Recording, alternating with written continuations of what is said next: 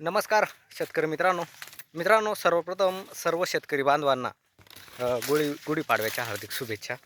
तर मित्रांनो, कालचा आपला गॅप पडला, आपण बाजारभावाची अपडेट दिली नाही. तर मित्रांनो, आज आपण पुन्हा आले बाजारभावावर थोडी चर्चा करणार आहे.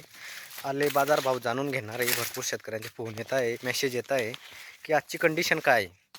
तर मित्रांनो, काल आपण फुलंब्री तालुक्याकडून ची पण अपडेट घेतली आणि आज पण अपडेट आपण सिल्लोड तालुक्याची घेतली की एक 38 रुपयापासून तर एक 42-43 रुपयापर्यंत सुपर जर असला व्ही आय पी माल तर 42 रुपयापर्यंत 42-50 43 असे सौदे चालू आहे.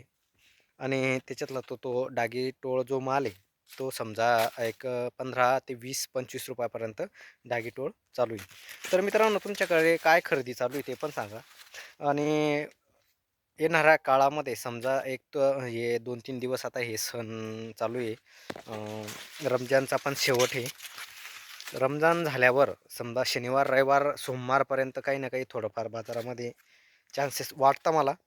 असं मला वाटतं, म्हणजे अंदाज आहे, एक कन्फर्म नाही सांगू शकत, पण मग थोडाफार तरी होऊ शकतात. पण जास्त तर आता सध्या बेण्याची काढणी हार्वेस्टिंग चालू आहे. जास्ती 90% हार्वेस्टिंग बेण्याची काढणी चालू आहे मित्रांनो.